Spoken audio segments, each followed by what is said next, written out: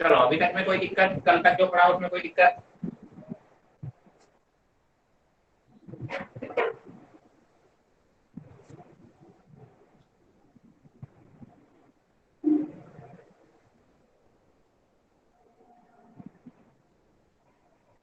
अरे फिजिक्स पढ़ लो भाई, फिजिक्स केमिस्ट्री पढ़ना था तो फिजिक्स में कोई दिक्कत हो तो फिजिक्स पढ़ लो यार, क्या दिक्कत है? फिजिक्स भी एक सब्जेक्ट है, आप ही का सब्जेक्ट है भाई। सेकंड मैसेज भी आ रहा है स्टूडेंट सबको। Yes sir. कोई कुछ बोल रहा है क्या? हर्ष सर है क्या? Good evening sir. Good evening, good evening, good evening. Second message भी मिला होगा इनको। हाँ चलो कोई बात नहीं, समझ जाएंगे, मेरी शक्ल देख के समझ जाएंगे। एक और पेज पढ़ा, केमिस्ट्री पढ़ा देता हूँ, उनको क्या दिक्कत है बताओ, कौन सा टॉपिक चल रहा था? सर फिजिक्स ही पढ़ा दो। फिजिक्स का बैटरी पढ़ा दो बच्चे सर। ने पहले बोल दिया अरे सर आप तो फिजिक्स हो नहीं रही है, केमिस्ट्री के चक्कर में पढ़ रहे हो, फिजिक्स ही पढ़ा दो, वही बहुत है। चलो केमिस्ट्री में क्या चल रहा है वैसे आजकल? Chemical kinetics. अरे यार फिजिक्स ही है वो तो यार, है क्या उसमें? रेडियो एक्टिविटी वगैरह पे आ गए हो?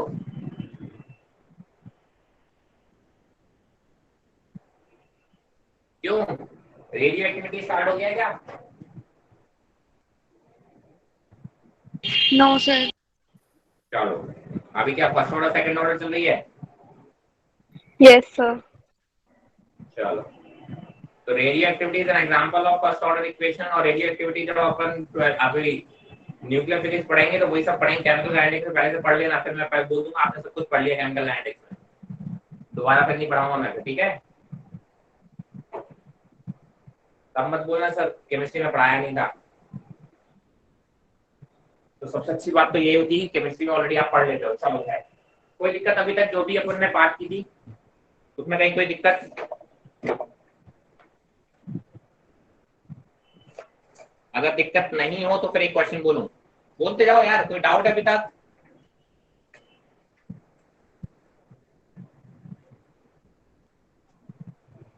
मैं मान के चल रहा हूँ कोई डाउट नहीं, चलो क्वेश्चन लिखो फिर। The scale of galvanometer is divided into the scale of galvanometer is divided into 150 divisions.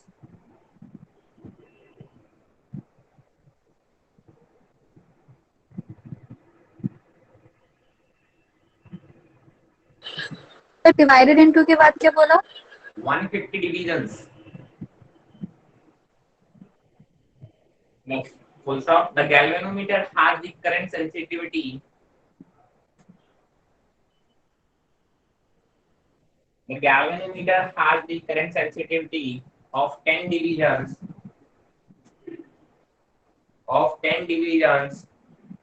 per milliampere, and the voltage sensitivity of 2 divisions per millivolt.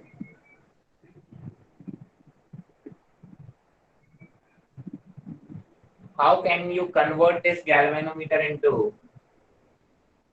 First, how can you convert this galvanometer into? First,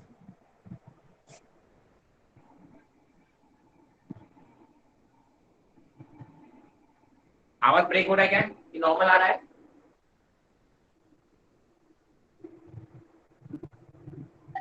no sir ठीक है, normal है। चलो किसी एक को बच्चे को problem हो रहा है, शायद शमशाद अली, हो सकता है बेटा तुम्हारे इन पे थोड़ा बहुत इश्यू हो, थोड़ा पेशेंस रखो सही हो जाएगी, ठीक है?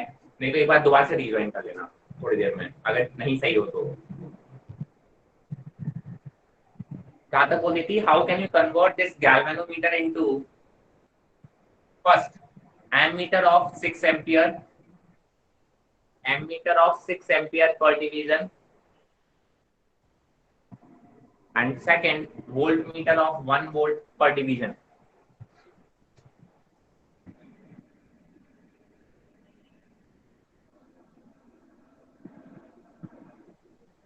स्क्रीन ब्लर हो या आवाज कहीं पे ब्रेक हो, बिल्कुल बेच रख के वहीं पे टोक देना। वेट मत करना, ठीक है। अगर आपके एंड पे भी दिक्कत होगी तो पता चल जाएगा, नहीं होगा तो फिर मेरे एंड पे दिक्कत होगा। तो बिल्कुल सोचना मत, टोक देना जिस एंड पे जिस टाइम पे दिक्कत हो। हम थोड़ा पेशेंस रख लेंगे, थोड़ा ब्रेक कर लेंगे ताकि किसी का नुकसान नहीं हो। चलो, क्वेश्चन क्लियर है?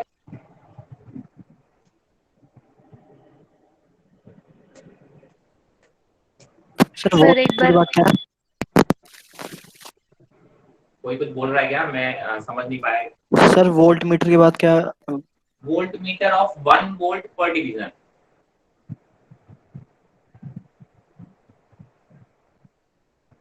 ये Karan Kashyap, is you from Yamuna Vihar?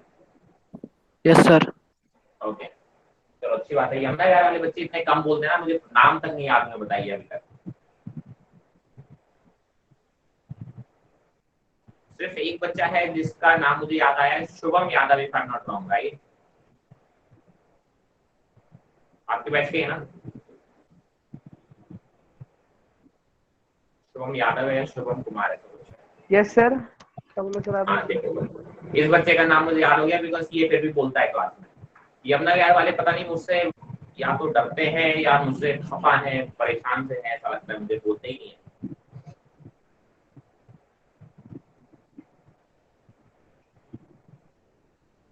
Last year कौन पढ़ाता था आपको शुभम बेटा? क्या सर? फिजिक्स, फिजिक्स आपको किसने पढ़ाया 11th में? सर सागर सर। अच्छा चलिए।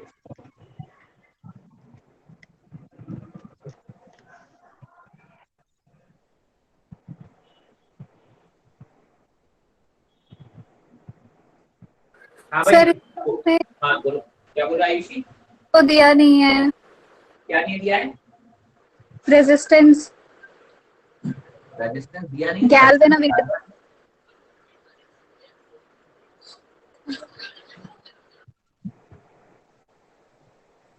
इसलिए तो अच्छा क्वेश्चन है।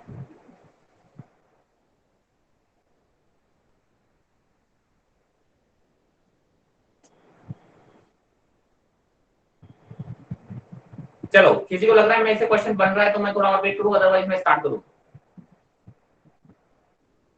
एनीवन? सर एक बार क्वेश्चन रिपीट कर दो। रिपीट?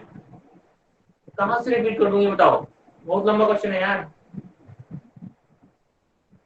तान्या, कहां तक करी है तुमने? सर करंट सेंसिटिविटी तक तो लिख लिया, उसके बाद करंट सेंसिटिविटी ऑफ 10 डिविजन्स पर milli ampere and the voltage sensitivity of 2 divisions per millivolt.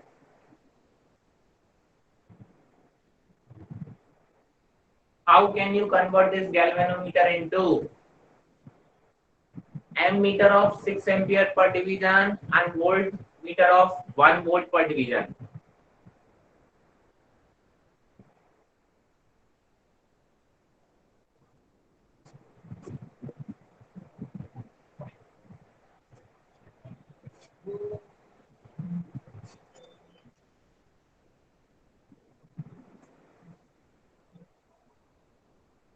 चलो मैं स्टार्ट कर रहा हूँ, जरा देखो यहाँ पे।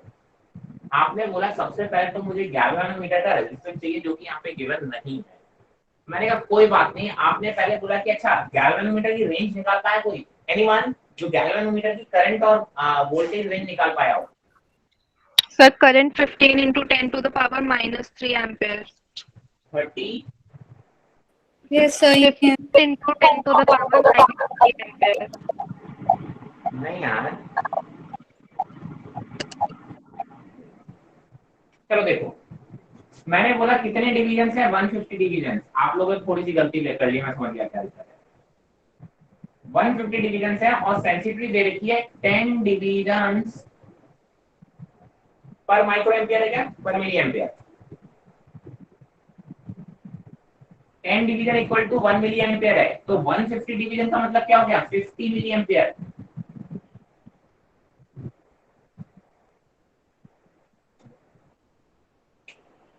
सर यही तो बोला था। आप तो कर रहे 3 into 10 to the power कुछ बोल रहे थे यार। सर आपने माइक्रो एम्पियर बोला था, मतलब 10 डिविजन्स पर माइक्रो एम्पियर। माइक्रो एम्पियर बोला था क्या मैंने बेटा? नहीं सर मिली बोला था। एम्पियर। ये बोला बेटा। सर माइक्रो से ही तो आ रहा नहीं आयुषी, हो सकता है आपने गलती सुन लिया, आई गेस मैंने मिली एम्पियर बोला था, ठीक है।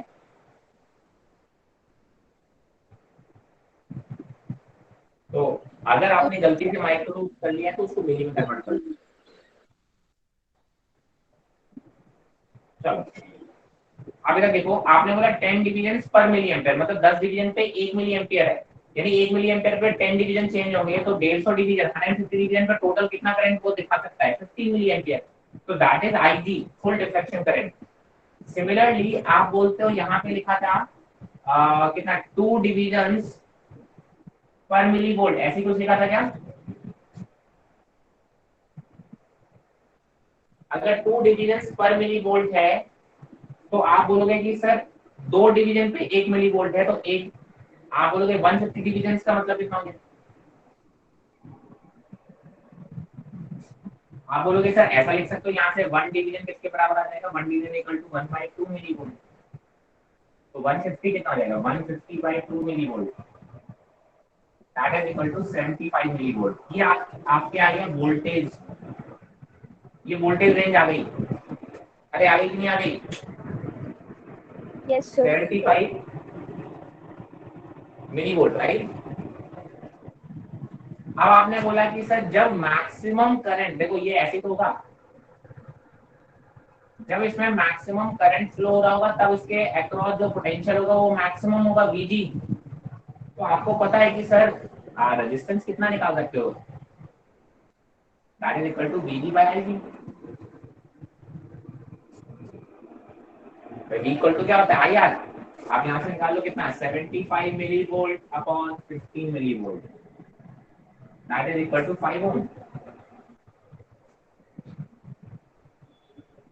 अरे क्वेश्चन क्लियर हो गया कि नहीं हो गया?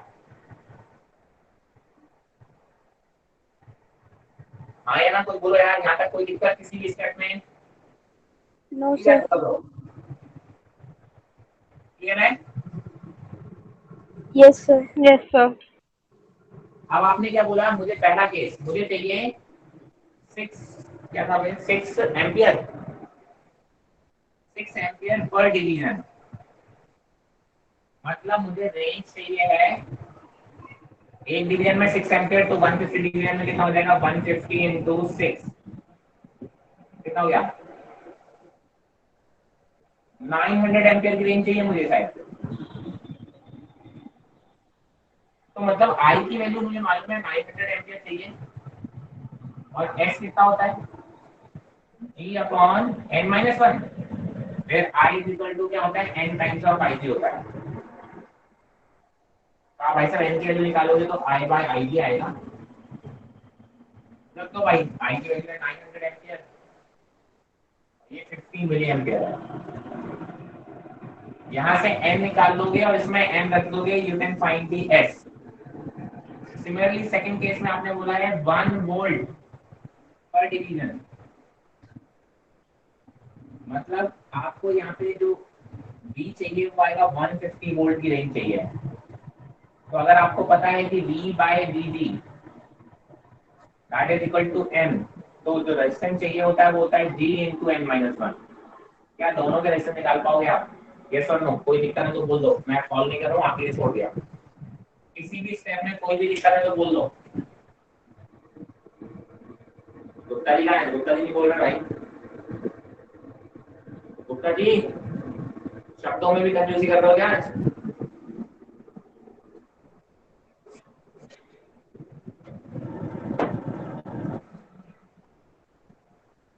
अरे गुप्ता जी है भी नहीं है?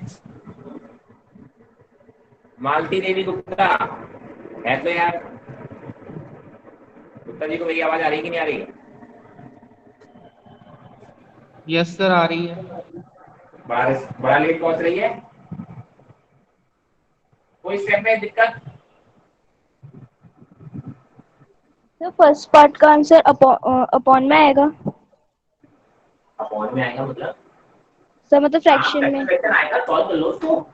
8.3 into 10 to the power -6 ओम के अराउंड आएगा yes approximately. Sir. Yes sir. दूसरे का आ जाएगा लगभग 9995 ओम के बराबर लगभग। Yes, देखो sir. प्रोसेस जानता है, डेटा डेटा बेटा तो आप कैलकुलेशन तो आप कर लोगे, बस सीख जाओ। मैंने एक अच्छा क्वेश्चन करा दिया। फॉर्मूले डायरेक्टली रहते होंगे तो शायद आपसे क्वेश्चन नहीं बनेंगे, अगर आपको लॉजिकली उसमें अप्लाई करना नहीं आएगा तो। मैं तो आपको सब कुछ पूछ लेता हूँ, जब से नीट पूछेगा तो कोई एक चीज पूछेगा, उससे सारी चीजें नहीं पूछेगा, उतना बड़ा नहीं पूछेगा। चल खैर, now today we are going to talk about Wheatstone bridge.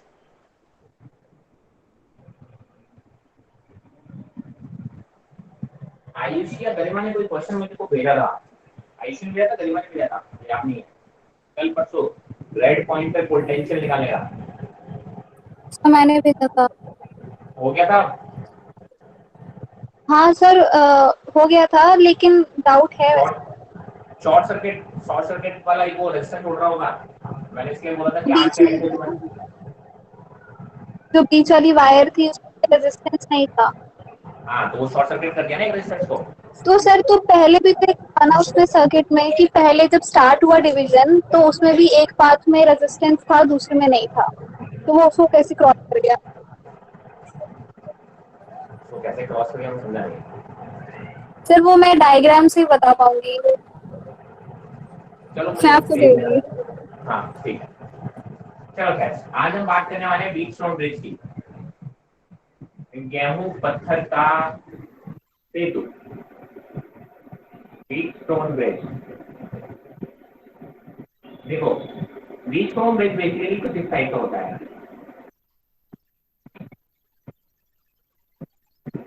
जब ऐसे 5 रजिस्टर कुछ इस टाइप से कनेक्टेड हो, R1, R2, R3, R4 और R5, और ये दो पॉइंट के बीच में कहीं बैटरी लगी हुई है।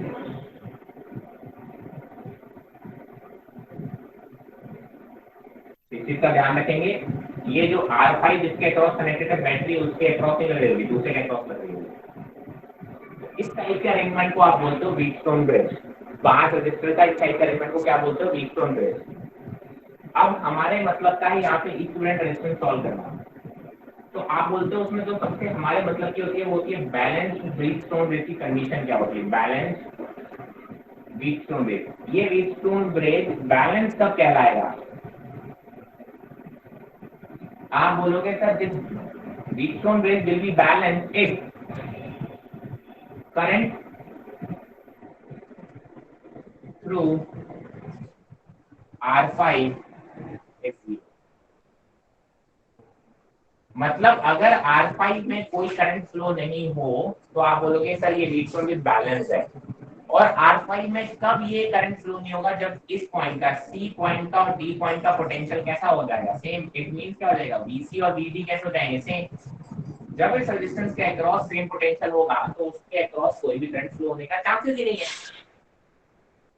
सॉल्व करने पे आप बोलोगे ये चीज कब होती है? इफ जब सामने वाले R1 और R3 का प्रोडक्ट और R2 का R4 का प्रोडक्ट सेम होता है। मतलब R1 R3 is equal to R2 R4। या फिर आप ऐसे ही बोल सकते हो इन दोनों का रेशियो R2 इधर लेके आओगे, R1 by R2 will be equal to R4 by R2।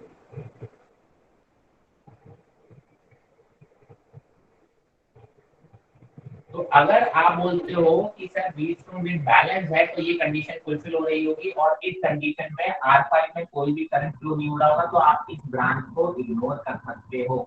लेकिन दैट इज ओनली कंडीशन जब वो बैलेंस होगा तो ही इग्नोर कर पाओगे। अगर वो बैलेंस नहीं होगा तो आप उसको हटा नहीं पाओगे। तो बस इतनी सी बातें करनी थी आपको व्हीटस्टोन ब्रिज में। व्हीटस्टोन ब्रिज में आप बोला है 5 रजिस्टर का जो अरेंजमेंट होता है उसको हम व्हीटस्टोन ब्रिज बोलते हैं।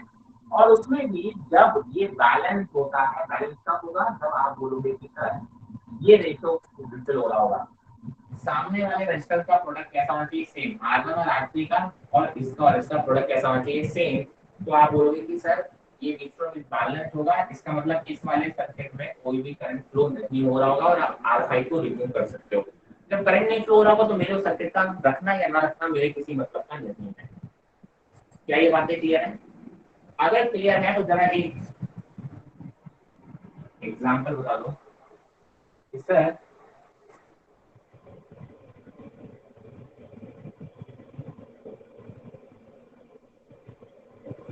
चलो स्क्रीनशॉट लो उसका, कर देता हूं।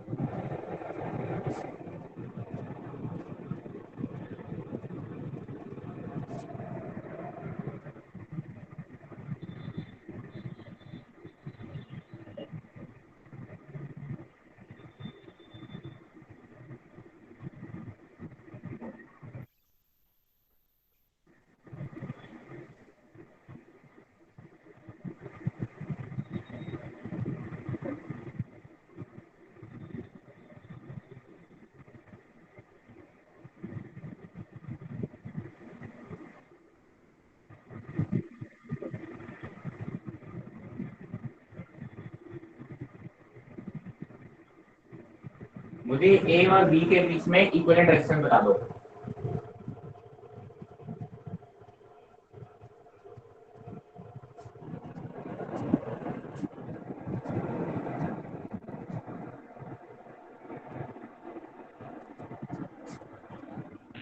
Sir R/5। एक सेकंड आते हैं।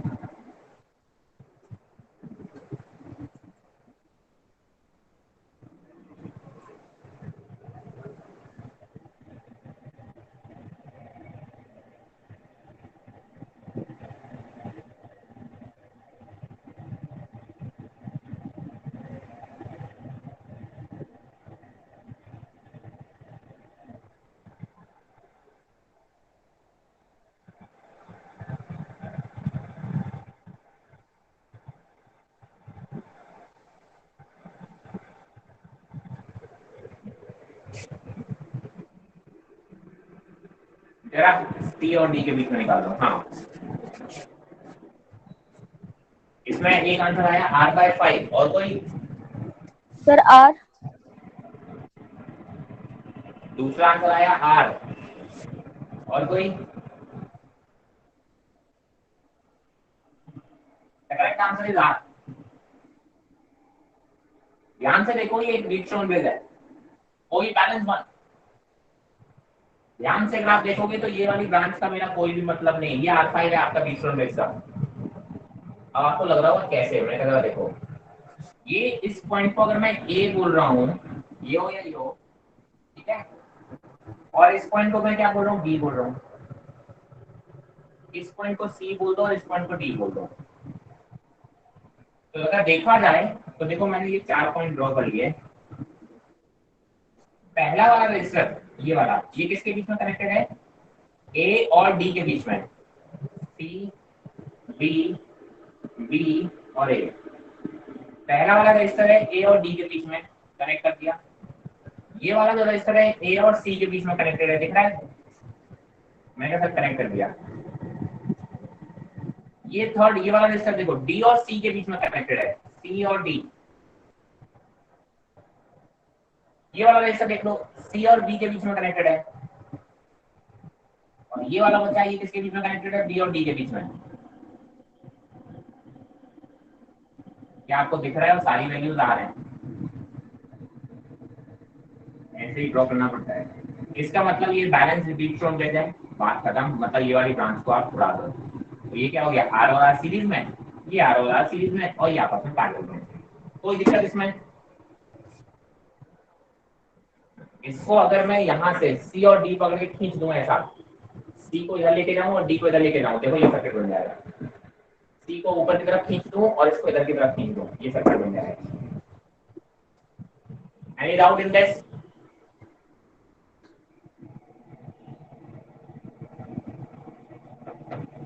किसकी बात करें, इसमें रेजिस्टेंस कितना सर आएगा? सेकंड वाले में एक्रोस सी और डी की निकालना है। एक सेकंड, गुप्ता क्या बोल रहा हूँ? सर सेकंड वाले में सी और डी के अक्रॉस निकालना है। हाँ बेटा, बिल्कुल C और D के अक्रॉस निकालना है। सर R/2 आ रहा है। R/2। गरिमा, तुम्हारा आंसर आ रहा है क्या सेकंड का? Sir R/2। R/2।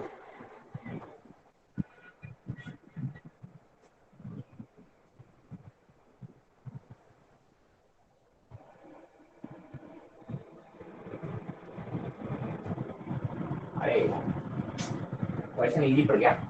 अच्छा चलो एक काम करो,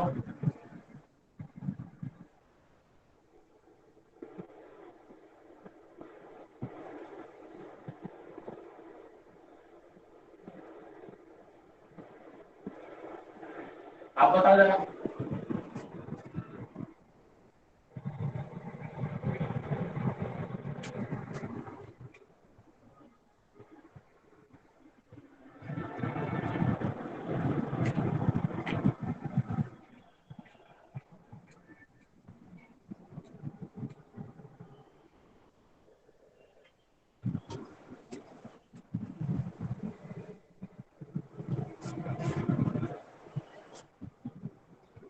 सर 4/5R।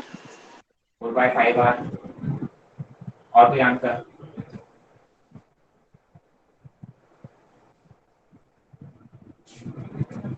Sir 4/5 R। चलो खैर, मतलब आप समझ गए, मैंने आपको घुमाने की कोशिश की, बड़ा आपको नहीं, मुझे लगता है ऐसा। देखो भाई साहब, ये किसी को लग रहा होगा ये व्हीटस्टोन ब्रिज है, तो आपको पहले बता दूं ये व्हीटस्टोन ब्रिज नहीं है जो आप सोच रहे हो। ये व्हीटस्टोन ब्रिज तब क्या था जब ए और बी के बीच में बैटरी लगानी होती, तो आप बोलते हो ये वाला वायर आप हटा देते, तब R5 होता। मैंने सर सी और डी की बात की, तो इसका मतलब बैटरी कहाँ लगी होगी, सी और डी के बीच में लगी हुई। जिन दो पॉइंट्स के बीच में आपको रेजिस्टेंस पूछा जाए तो समझ जाना उन दो पॉइंट्स के बीच में आपको बैटरी लगा देना है। तो एक्चुअली देखा जाए तो ये सीरीज में है, ये सीरीज में है, और ये और ये तीनों पैरेलल हैं। दैट्स इट, सिंपल सा क्वेश्चन है वो। तो आप कह सकते हो बेसिकली 8 + 4 12R, बीच में R और नीचे 6R, ये तीनों पैरेलल कॉम्बिनेशन है बस। अब इनको आपको सॉल्व कर लेना है, कर पाओगे? यही क्या था गरिमा गुप्ता? यस सर, ये यस सर, ऐसे सॉल्व हुआ था। तो ये बहुत ही इजी क्वेश्चन था, बस घुमाने का आज, क्योंकि होता क्या है कि जब कुछ दिनों बाद देखोगे तो ये व्हीटस्टोन ब्रिज जैसा दिखेगा सबको, और व्हीटस्टोन ब्रिज में आप ये वाला R उड़ा के और फिर सॉल्व करना स्टार्ट कर दोगे, गलत हो जाएगा। ठीक है, तो बस ये मुझे सिखाना था। चलो खैर, now we are going to talk about another. मतलब बेटा सर, जो आपने अभी बैलेंस व्हीटस्टोन ब्रिज की कंडीशन बताई थी जिसमें बीच में R5 था, अगर उसके कोई भी 2 पॉइंट्स के अक्रॉस मतलब टच करा जाए तो करंट लगेगा नहीं ना? जीरो पोटेंशियल है, सेम पोटेंशियल लगा तो ज्वाइन कर दो, यही बात है। Okay sir. सेम पोटेंशियल है, या जीरो नहीं बोलेंगे, सेम पोटेंशियल है तो सेम पोटेंशियल के वायर को आपको आपस में टकराने में कोई दिक्कत नहीं है।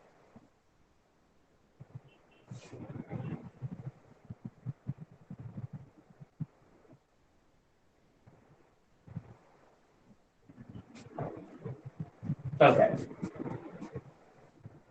बस अलग अलग पोटेंशियल, जैसे कल शायद आयुषी तुम्हें कनेक्ट कर दिया, गरिमा कनेक्ट कर रही थी, अलग अलग पोटेंशियल के वायर को आपस में कनेक्ट कर देना, ठीक है, वो दिक्कत दे जाएगा आपको। चलो, now we are going to talk about the meter bridge.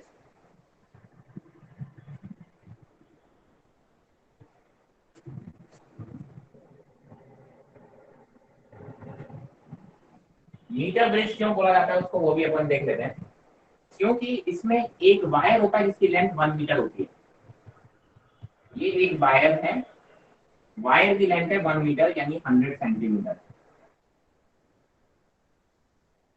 ठीक है। इसके अक्रॉस इस तरीके से एक अरेंजमेंट बना होता है, मेटल स्ट्रिप बनी होती है।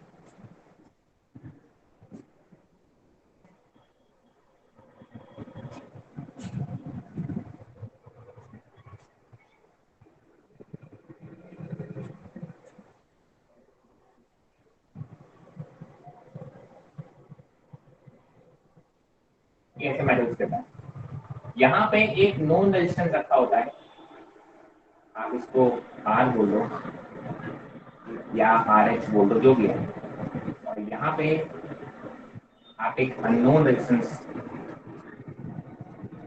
लगा सकते हो, और यहाँ पे एक वायर, एक गैल्वेनोमीटर होगा यहाँ पे, और ये जॉकी इस तरीके से इस वायर पे ये ऐसे जॉकी, मतलब सर्किट को कंप्लीट करने के लिए एरो टाइप का, और इसको हम बोलते हैं जॉकी, ठीक है। और आप बोलते हो कि सर इसको हम कनेक्ट कर देते हैं एक बैटरी से, ये टाइप का अरेंजमेंट होगा। समझ में आया?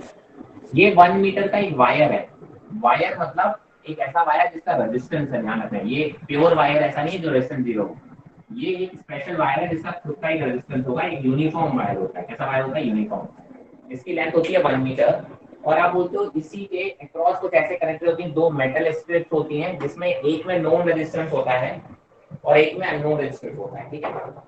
नोन का मतलब यहाँ पे एक ऐसा रेजिस्टेंस है जो आप वेरी कर सकते हो, आपको वैल्यू पता होगी, वेरी कराने की रियोस्टेट बोलते हैं उसको, ठीक है। कई बार इसको इसमें रियोस्टेट लगा होता है, आप उसको रियोस्टेट भी बोल देते हो, RX बोला है, या फिर आप बोल सकते हो नॉन रेजिस्टेंस, मतलब आपको पता है यहाँ पे कितना रेजिस्टेंस लगा है, और एक रजिस्टर उठाया, आपको नहीं पता यार इसमें इस रजिस्टर की वैल्यू कितनी है, इसका रेजिस्टेंस कितना है, अब आपको तो पता करना है इसका रेजिस्टेंस कितना है, तो आप उसको यहाँ पे दूसरे है ना ऐसे नाम दे दो, ये हो गया ए बी हो गया था, तो आप बोलोगे ये C D E F, ऐसे 4 पॉइंट बना दिए, example P Q R S चलो सी डी ई एफ। तो आप क्या करोगे, सी और डी के बीच में तो आपका नो रेजिस्टेंस लगा होगा। आपको जिस रजिस्टर, ये किसने निकालना है, आपको पहले बात देखो, meter is used for finding the resistance of an unknown register, of an unknown register, right. आप बोलते हो एक अननोन रजिस्टर है जिसकी रेजिस्टेंस की वैल्यू आपको फाइंड आउट करनी है, तो आप क्या करोगे, by using this you can to find the value of unknown resistance, और आपने वो यहाँ पे कनेक्ट कर दिया। अब आप क्या करोगे, ये जॉकी है ये मूव कर सकती है पूरे वायर पे, इस वायर का खुद का कुछ रेजिस्टेंस होगा, ये ध्यान रखना, ये यूनिफॉर्म वायर होता है। कैसा होता है ये, यूनिफॉर्म वायर होता है ये। अगर यूनिफॉर्म वायर है तो आपको एक चीज तो पता है कि through out the area constant होगा। इस वायर का जो रेजिस्टेंस होगा वो किसके प्रोपोर्शनल होगा, लेंथ के प्रोपोर्शनल होगा। एरिया तो यूनिफॉर्म है, तो अगर आप बोलते हो इतनी लेंथ का उसका रेजिस्टेंस निकालना है या इतनी लेंथ का रेजिस्टेंस निकालना है, तो आप बोलोगे जितनी ज्यादा लेंथ होगी उतना ज्यादा रेजिस्टेंस होगा, सीधी सी बात है, ठीक है। अब यहाँ पे क्या होता है, ये जॉकी, ये देखो ये जॉकी होती है, जॉकी को इस वायर पर मूव कराते हैं, वो तब तक मूव कराते हैं जब तक ये गैल्वेनोमीटर की जो नीडल है वो नल डिफ्लेक्शन देने लगे। नल डिफ्लेक्शन मतलब रीडिंग कितनी देने लगे, 0, कितनी देने लगे, 0 देने लगे, समझना। ये गैल्वेनोमीटर हम तब तक हम देते हैं जब तक ये इस ब्रांच में करंट जाना 0 ना हो जाए, मतलब नल डिफ्लेक्शन फाइंड आउट करते हैं या नल पॉइंट फाइंड आउट करते हैं। आपने बोला, मान लिया कि सर मुझे नल पॉइंट मिला यहाँ, ये डिस्टेंस है x, तो आपको पता है ये डिस्टेंस कितनी हो जाएगी, 100 माइनस x सेंटीमीटर। क्या ये बात समझना है? आप बोल रहे हो इस जॉकी को आप पूरे वायर पे घुमा रहे हो और आपने बोला एक ऐसा पॉइंट मिल गया जहां पे इस गैल्वेनोमीटर में नल डिफ्लेक्शन आ रहा है। नल डिफ्लेक्शन मतलब इससे कोई करंट फ्लो नहीं हो रहा है। अगर ऐसा हो गया तो समझ लो ये व्हीटस्टोन ब्रिज बैलेंस हो गया। ये व्हीटस्टोन ब्रिज बनना है, कैसे बनना है, ये R1 है, ये R2 है, इतने वायर का रेजिस्टेंस R3 है, इतने वायर का रेजिस्टेंस R4 है, और बीच में ये दोनों के बीच में देखो R5 कनेक्टेड है। क्या किसी को यहाँ व्हीटस्टोन ब्रिज दिख रहा है? ये R1 है, देखो इसके और इसके बीच में ये C पॉइंट है, ये A पॉइंट है ना। ये आप बोलते हो कि इसके और इसके बीच में आप क्या बोलोगे कि सर ये रेजिस्टेंस लगा है, या यहाँ से डायरेक्टली आपने ऐसे कनेक्ट कर दिया, ये दूसरा रेजिस्टेंस है, इसको हम R1 बोलेंगे, इसको R2 बोलेंगे, इतने वायर का रेजिस्टेंस R3 होगा, इतने का R4 होगा, और ये बीच में देखो R5 कनेक्टेड है। और हम गैल्वेनोमीटर में ब्रांच में करंट 0 लेके आ रहे हैं, मतलब व्हीटस्टोन को बैलेंस कर रहे हैं, तभी तो करंट उसमें 0 आएगा। इसका मतलब बैलेंस व्हीटस्टोन की बेस फाइंड आउट करेंगे तो हमें मालूम है कि sir this upon this, sorry this into this is equal to this into this. और आपको मालूम है कि सर इनका रेजिस्टेंस, आप कह सकते हो इसको रेजिस्टेंस R1 बोल दो और इसका रेजिस्टेंस R2 बोल दो। तो अगर आप R1 की वैल्यू निकालोगे तो क्या निकालोगे, रो x by a। R2 की वैल्यू निकालोगे तो क्या निकालोगे, रो 100 माइनस x by a। ऐसे तो निकालोगे, आया ना। तो मैं तो कह देता हूं अगर मैं R1 by R2 करना पड़ा कहीं पे तो that is equal to x by 100 minus x। Clear है यहाँ तक? तो आपको पता है कि सर अगर ये व्हीटस्टोन ब्रिज बैलेंस्ड है तो इन दोनों का रेशियो और इन दोनों का रेशियो कैसा होगा, इक्वल होगा। तो आपको पता है जो नोन रेजिस्टेंस होगा upon R that is equal to R1 by R2। तो आपको पता है कि sir known resistance upon unknown resistance is equal to x upon 100 minus x। आपको x फाइंड आउट कर लिया होगा, ये वैल्यू पता होगी, ये वैल्यू आपको पता होगी, आप अननोन रेजिस्टेंस फाइंड आउट कर सकते हैं bye using this. Any doubt in this?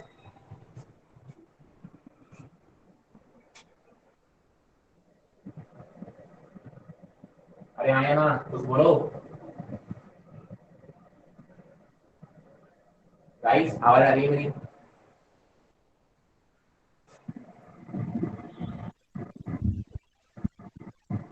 अरे नीरज बेटा, Shubham I can't hear you, कुछ बोलना चाह रहे हो?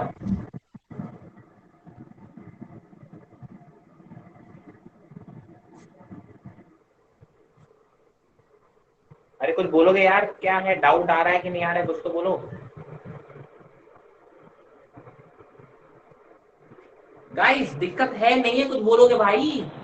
क्लियर है सर। क्लियर है सर। सर क्लियर है। गजब है यार, 4 बार पूछते हो तो आंसर देते हो यार। मैं फिर से रिवाइज कर रहा हूँ। पहली बात, मीटर ब्रिज किस लिए यूज हो रहा है, किसी अननोन रजिस्टर का रेजिस्टेंस फाइंड आउट करने के लिए, पहली चीज। दूसरी चीज, मीटर ब्रिज किसको यूज कर रहा है, किस प्रिंसिपल पे बेस्ड हो है, आप बोलोगे बैलेंस व्हीटस्टोन ब्रिज पे बैलेंस बेस्ड है। ये सब आपके 12th में लिखने के लिए काम आते हैं, मैं आपको बस एक बार रिवाइज भी कर रहा हूँ कंसेप्ट क्लियर करने के लिए।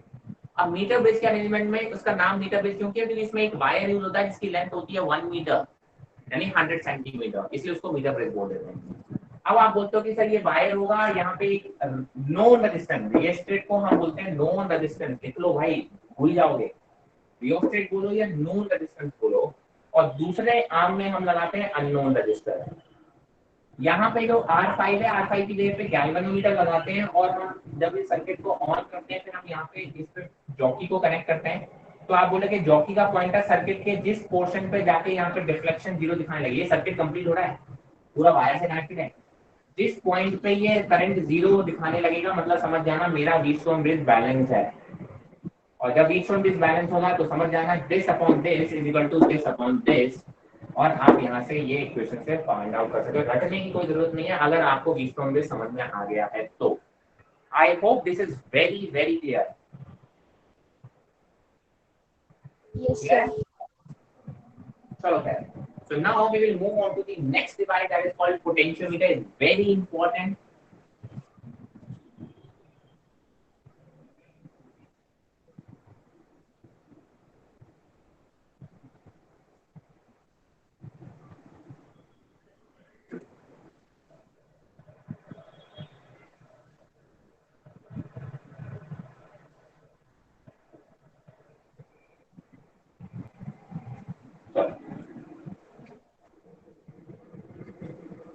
So basically now we are going to talk about potentiometer.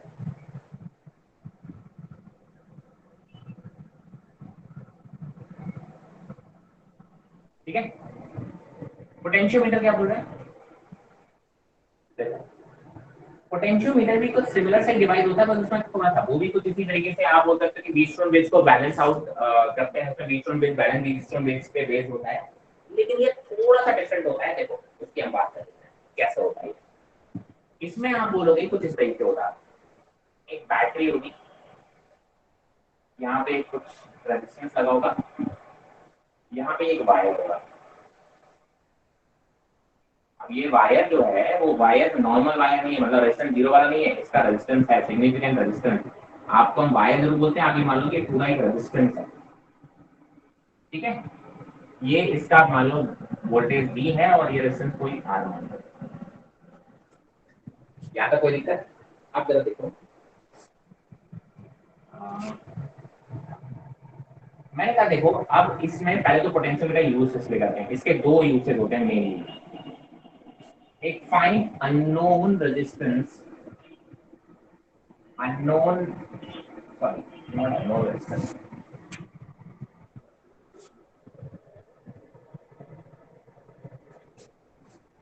EMF of a battery.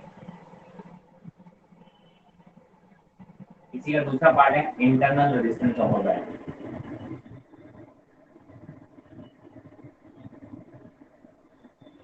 दूसरा पार्ट है compare EMF of two, compare EMF of two battery या टू सेल लिखो, सेल लिखोगे तो ज्यादा वर्ड अच्छा लगेगा। इसकी दो मेन एप्लीकेशन है, ठीक है। पहले एक बैटरी का EMF निकालना और उसका इंटरनल रेजिस्टेंस निकालना, और दूसरा निकालना compare the EMF of two cells, ठीक है। मेन आप ये बोलेंगे फंक्शन इसके कुछ इस तरीके से। मैं पहला का बात कर रहा हूँ। पहला आपको फाइंड आउट करना है जब ये EMF ऑफ अ सेल, पहली एप्लीकेशन है जब EMF of a cell find out करना है या उसका इंटरनल रेजिस्टेंस निकालना है। तो क्या होता है कि सर यहाँ पे एक ऐसे मेटल सर आपकी वीडियो दिक्कत आ रही है, नहीं आई डोंट थिंक क्लियर आनी चाहिए बेटा, आपके एंड पे दिक्कत आ रही है, बाकी लोगों को क्लियर है? Yes sir. यस सर हो गई। चलता है। हाँ, मैंने कहा सर यहाँ पे अरेंजमेंट होता है, मान लो आपको जिस भी सेल का EMF निकालना है उसको यहाँ से कनेक्ट करते हैं,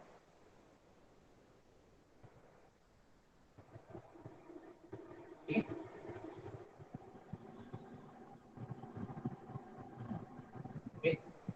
इसको ऐसा कर लो RH बोलो, लोड है वायर है रियोस्टेट, तो ऐसे ले लो, रियोस्टेट बोल लो। एक पॉइंट ये हो गया और दूसरा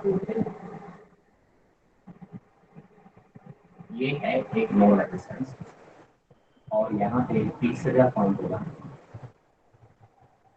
गैल्वेनम निकल रहा है।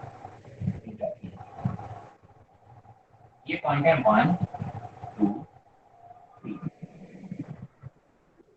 ठीक है। सिर्फ फिगर में दिखा रहा हूँ, ये सब एक डिवाइस पे लगे होंगे पॉइंट लोग। अब होगा क्या, देखो फिर से वही बात है कि सर इसकी कोई लेंथ एल होगी, लेंथ कितनी होगी, एल होगी। अब इसकी फिक्स नहीं है, लेंथ 100 होगी। 100 सेंटीमीटर की लेंथ कुछ भी हो सकती है, बट एक यूनिफॉर्म वायर होगा। यूनिफॉर्म वायर हो गया मतलब वही बात है कि इसका जो रेजिस्टेंस है, इसका जो रेजिस्टेंस है वो किसके प्रोपोर्शनल होगा, एल के प्रोपोर्शनल होगा, ठीक है। अब ये यूनिफॉर्म वायर है, आप क्या करोगे, पहला केस क्या करोगे, फर्स्ट 1 और 3 को कनेक्ट कर दोगे।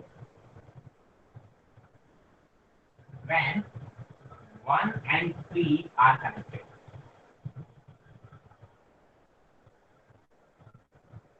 मतलब ये वाला सर्किट ओपन है, इसका कोई रोल नहीं है। वीडियो नहीं आ रही क्या होगा बेटा, सर, बीच बीच में वीडियो चली जाती है। बाकी लोगों को भी दिक्कत आ रही है क्या? No sir. यस सर, मुझे नो भी आ सर। गया। No sir. गुप्ता जी और एक आध लोग जिन लोगों को दिक्कत आ रही है, शायद आप लोग एंड पे दिक्कत है, थोड़ा सा फिक्स करते हैं, ठीक है। तो थोड़ा सा ज्यादा अटेंटिव रहें, अगर आपके एंड पे दिक्कत आ रही है, बस इतना ही कह सकता हूँ कि मेरे एंड पे क्लियरेंस है, बाकी लोगों से क्लियर है। चलो, मैंने कहा सर जब 1 और 3 को कहेगा, अच्छे समझ लेना बेटा, बहुत इंपॉर्टेंट है, कंसेप्चुअल फॉर्मूले से नहीं कर पाओगे इसको, पोटेंशियोमीटर के क्वेश्चन बनते नहीं लोगों से, और बहुत इजी है ये अगर समझ में आ गया तो। मैंने कहा जब 1 और 3 को मैंने कनेक्ट किया और फिर मैं नल पॉइंटर ढूंढूंगा, यहाँ पे क्या ढूंढूंगा, नल पॉइंटर ढूंढूंगा। मैंने कहा अगर ये सर्किट नहीं जो छोड़ अभी तो ये सर्किट यहाँ पे वो बैटरी लगी हुई है, ये कोई रेजिस्टेंस है और ये इसका वायर का रेजिस्टेंस है, तो डेफिनेटली इसमें कुछ करंट फ्लो हो ही रहा होगा। इस सर्किट को अभी नीचे हटाया भी रखा हुआ है, इस सर्किट को काउंट भी नहीं है, तो भी इसमें करंट फ्लो हो रहा होगा। इस वायर में एक कोई ना कोई पोटेंशियल ड्रॉप आ रहा होगा, और वो पोटेंशियल ड्रॉप किसके बराबर होगा, वो बेसिकली यहाँ से निकाल पाओगे आप, उसमें कोई प्रॉब्लम नहीं। अब जैसे ही आपने इस 1 और 3 को कनेक्ट किया और यहाँ पे नल पॉइंटर ढूंढा, मैंने कहा सर मान लो कि सर यहाँ से L1 लेंथ पर नल पॉइंटर मिल गया। L1 पॉइंट पे अगर नल पॉइंटर मिल गया, इसका मतलब क्या हुआ कि सर यहाँ से यहाँ का जो पोटेंशियल ड्रॉप है वही पोटेंशियल ड्रॉप इन दो पॉइंट का है, क्योंकि ये दोनों पॉइंट देखो, ये अगर A पर है तो ये भी A पर है। यहाँ से आप बोलते हो ये पॉइंट B आ गया, मतलब यहाँ से कुछ ना कुछ पोटेंशियल ड्रॉप हुआ। आप बोलोगे सर इस पॉइंट का पोटेंशियल भी सेम, A से लेके B, यही B आ गया, ये B और B सेम पोटेंशियल पे हो जाएंगे, तभी तो यहाँ पे कोई करंट फ्लो नहीं होगा इस वायर से। गैल्वेनोमीटर है, ये रेजिस्टेंस है इसके अंदर, तो आप बोलोगे इसमें करंट फ्लो नहीं हो रहा है, इसका मतलब B और B दोनों कैसे हैं, सेम पॉइंट पर है। समझना, इस वायर में इस वक्त कोई करंट फ्लो नहीं हो रहा ना, क्योंकि ये सर्किट पूरा तभी कंप्लीट होगा जब ये वायर में पूरा करंट फ्लो हो रहा होगा। मुझे बताओ A और B के बीच में इस वक्त पोटेंशियल ड्रॉप किसके बराबर होगा, anyone? Sir EMF of a cell. Very good, केवल ईएमएफ के बराबर होगा, बिकॉज़ इस वक्त बैटरी से कोई करंट फ्लो नहीं हो रहा है। बैटरी से कोई करंट फ्लो हो रहा होता तो इस सर्किट में भी तो फ्लो हो रहा होता, बोलते नहीं इस वक्त बैटरी से कोई भी करंट फ्लो नहीं हो रहा है, तो इसका मतलब A और B के बीच का जो पोटेंशियल ड्रॉप है वो केवल ईएमएफ के बराबर है, and that is proportional to L1।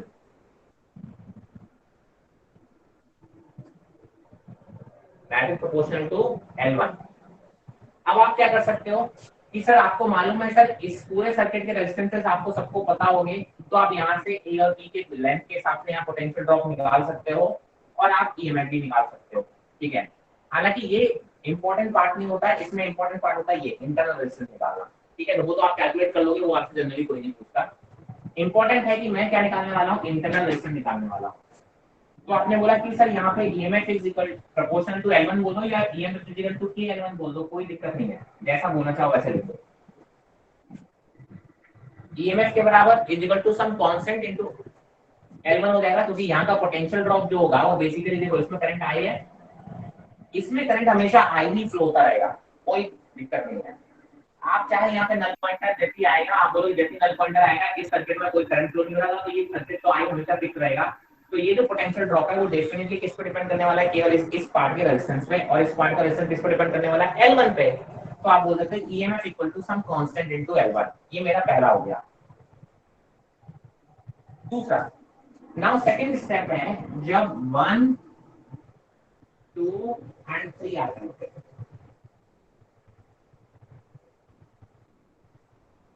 मतलब अब मैंने 1 और 2 को भी आपस में कनेक्ट कर दिया और इसको आपस में कनेक्ट कर दिया, एक ही बात है, मतलब ये तीनों पॉइंट एक ही हो गए। अब जरा देखो क्या होगा। अब जब आपने 1 2 3 को कुछ कनेक्ट कर दिया, इसको कनेक्ट कर दिया, 1 2 3 आपस में कनेक्ट कर दिया, तो फिर नल पॉइंटर ढूंढा, फिर से नल पॉइंटर ढूंढा, तो आप बोलोगे इसमें करंट कितना हो गया, 0 हो गया। इस वायर में अगर करंट 0 हो गया, लेकिन इस लूप में तो करंट फ्लो होता रहेगा ना भाई, होगा कि नहीं होगा? Yes sir.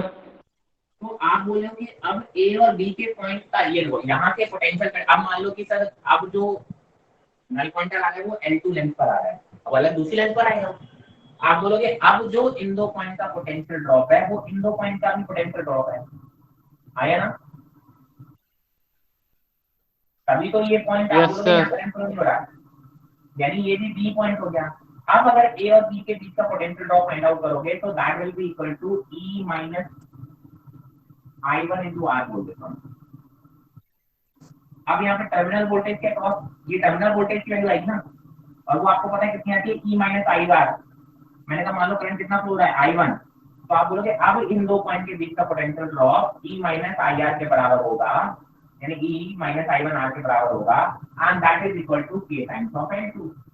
Equation number second. I hope this is very very clear. Yes sir. हाँ, E minus I1 sorry E minus I1 R लिख लो, या फिर आप उसको I1 इंटू R लिख लो, कोई दिक्कत है क्या? इसके अक्रॉस सर उधर दिखाई नहीं दे रहा। पोटेंशियल ड्रॉप सेम है ना? सर उधर दिखाई नहीं दे रहा। अबे तू वर्टिकल में यूज करता है क्या? सर मेरे में हॉरिजॉन्टल होता ही नहीं है। हॉरिजॉन्टल होने के लिए आपको वो स्क्रीन रोटेट वाला ऑप्शन, ऑटो ऑप्शन ऑन करना पड़ता है बेटा।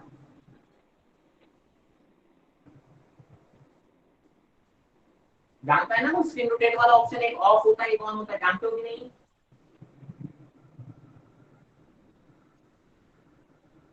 गुप्ता जी सर नहीं जानता। नहीं जानते? तो जब आप ऊपर स्मार्टफोन यूज कर रहे हो ना, स्मार्टफोन में जब ऊपर वो 4-5 आइकन आते हैं तो उसमें आता है ऑटो रोटेट ऑफ या ऑन, उस तरीके से। तो रोटेट वाला ऑप्शन ऑन करना पड़ता है वहां से, ताकि स्क्रीन आपकी, जब आप स्क्रीन हॉरिजॉन्टल यूज करो तो बाय डिफॉल्ट वो हॉरिजॉन्टल में कन्वर्ट हो जाए। फ्लो को गड़बड़ा देता है यार कुछ यार। हाँ भाई साहब, तो आप क्या बोल रहे हो कि सर इन दो पॉइंट का पोटेंशियल ड्रॉप या तो आप E माइनस I1 R लिख दो, या फिर आप I1 इंटू R लिख दो, एक ही तो बात है। ये पॉइंट के बीच का डिस्टेंस और ये पॉइंट के बीच का डिस्टेंस सेम ही तो रहेगा। अरे हाँ यार,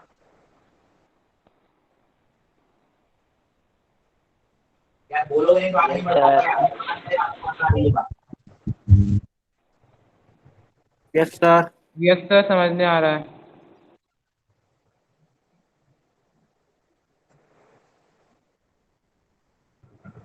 हाँ देखो, किसी ने, शुभम ने बोला वरना सर कई फोन में पोर्ट्रेट और लैंडस्केप का भी ऑप्शन होता है, ठीक है? तो सीख ले बेटा गुप्ता, कुछ तो सीख ले। हाँ भाई साहब, क्या बोला था? हाँ, तो मैं इसको I1 R से रिपोर्ट कर दूं, वो कर दूं, कोई दिक्कत नहीं है, ठीक है? और आपको पता है I1 की वैल्यू क्या होगी? I1 की वैल्यू होगी EMF upon R plus R। ये सारी चीजें क्लियर है? ये साइड वर्क है जो मैंने आपको करके दिखाया है। तो बेसिकली आप क्या लिख सकते हो, E माइनस I1 R को क्या लिखोगे? E माइनस E अपॉन नहीं, ये क्यों लिखो? I1 R लिखो ना, इसको मैं I1 R लिखूं, या फिर इसको मैं E R upon R plus R लिखूं, that is equal to K times of L2। ये हो गई, इसको level equation number second. Clear है? स्क्रीनशॉट लो, मुझे थोड़ा सा स्पेस चाहिए, स्क्रीनशॉट ले लो, मुझे थोड़ा स्पेस चाहिए, वरना गोविंद को दिखेगा नहीं यार।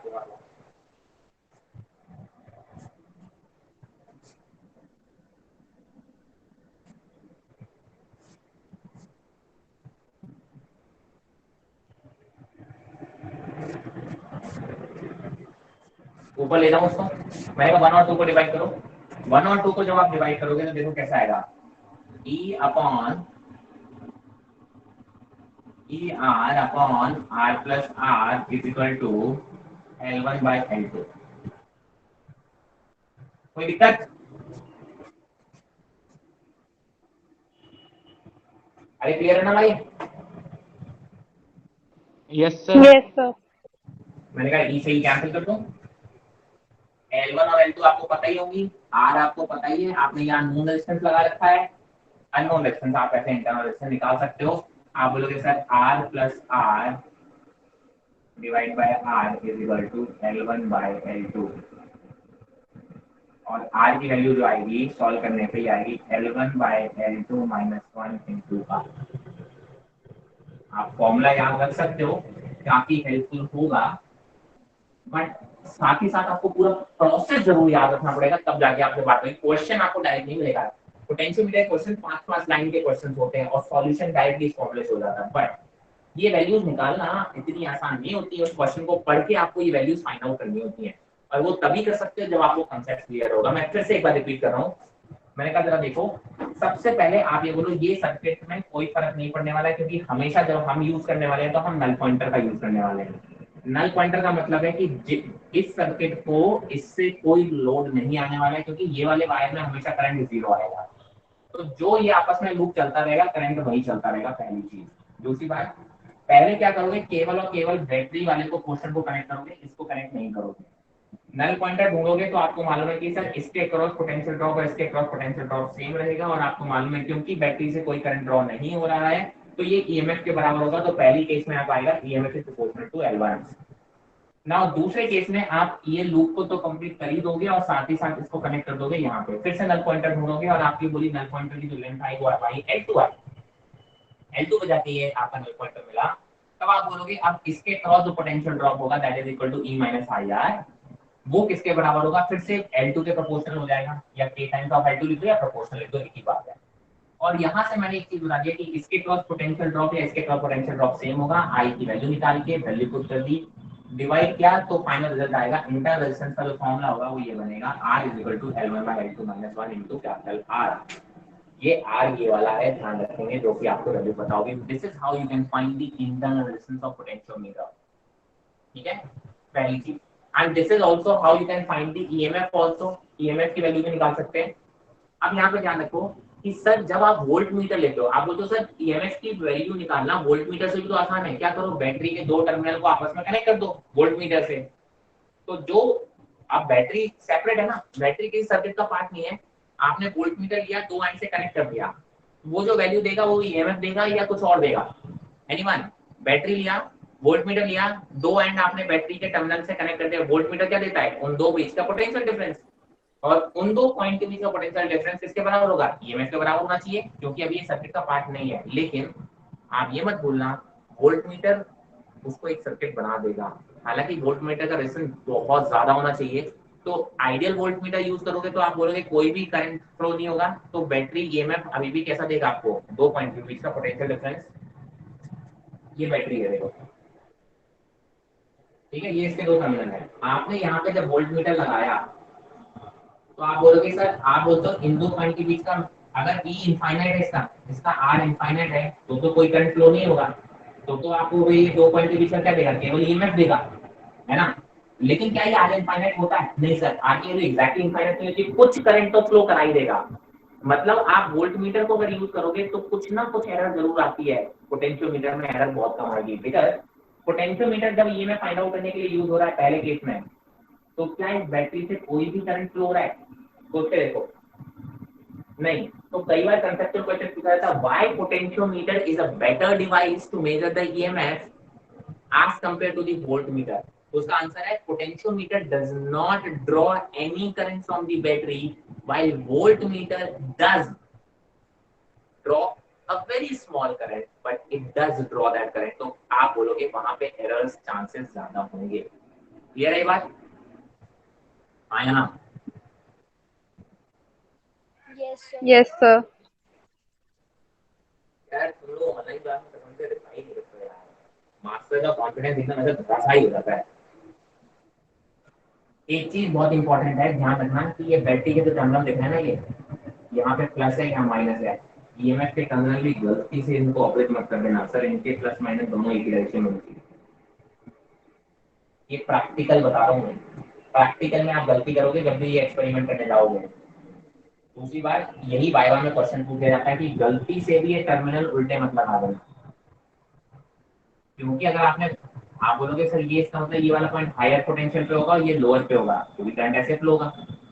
बैटरी से भी जब आप कनेक्ट कर रहे हो तो ये हायर होना चाहिए, ये लोअर होना चाहिए। अगर आपने बैटरी उल्टी लगा दी तो बैटरी के हिसाब से ये लोअर होना चाहिए, ये हायर होना चाहिए, जब इसके हिसाब से ये हायर होना चाहिए, लोअर होना चाहिए, और आपका वहां मिसमैच हो जाएगा, आपको नल पॉइंटर मिलेगा ही नहीं, आपको नल पॉइंटर मिलेगा ही नहीं, ध्यान रखेंगे। ठीक है, तो हमेशा एक बहुत इंपॉर्टेंट पॉइंट है ये, कहीं बुक्स में जल्दी मिलता नहीं है, बट आपको बताता हूँ कि सर ये जो टर्मिनल है और ये जो टर्मिनल है इस सर्किट में जो आपने बैटरी लगा रखी है उनके टर्मिनल थोड़ा सा ध्यान रखना, पॉजिटिव वाला पॉजिटिव साइड होना चाहिए। ये आपके एरर्स वगैरह में क्वेश्चन पूछे जाते हैं, बाईवार वगैरह में पूछे जाते हैं, कंसेप्चुअल क्वेश्चन पूछे जा सकते हैं, ऑब्जेक्टिव में भी पूछे जा सकते हैं। कई बार आपको ऐसा क्वेश्चन दे देगा यार नल पॉइंटर मिल ही नहीं रहा, इसका मतलब क्या हो सकता है? इसका मतलब हो सकता है कि आपने शायद ये बैटरी के टर्मिनल उल्टे लगा दिए। ठीक है, चलो स्क्रीनशॉट ले लो अगर ये वाला क्वेश्चन आपको क्लियर है। अपन बात करते हैं दूसरे की तरफ चलते हैं।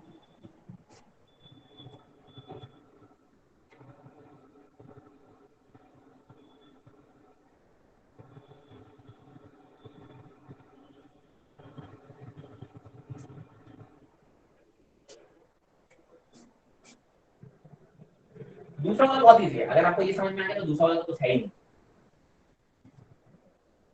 दूसरी जो एप्लीकेशन है इसकी वो बहुत इजी है। मैं बताऊं पोटेंशियोमीटर बच्चों को नहीं समझ में आता है, आज आपको लग रहा होगा समझ में आ जाएगा, अगर आप 2 दिन अच्छे से रिवाइज नहीं करोगे, 2 क्वेश्चन नहीं करोगे तो फिर ये सब बैग हो जाएगा। फिर क्या होगा एग्जाम टाइम में, फिर जो पोटेंशियोमीटर नहीं समझ में आता हमको, है ना, फिर रोते हुए आओगे। फिर लास्ट में तो प्रेशर में जब चीजें पढ़ते हो तो वैसे नहीं समझ में आती, इसलिए मैं तो कहूंगा साथ साथ साथ साथ चलते जा आपको। चलो खैर मैंने का बात करते हैं यहाँ पे। आप दूसरी एप्लीकेशन है compare the EMF, compare EMF of two cell.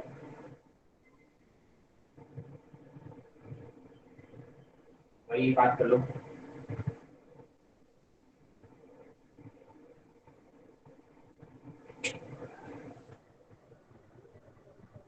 Sir आप यहाँ वेरिएबल रेजिस्टेंस में रखते हो, समझने नहीं आया।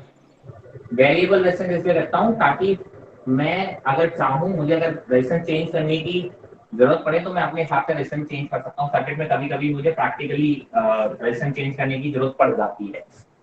ठीक है,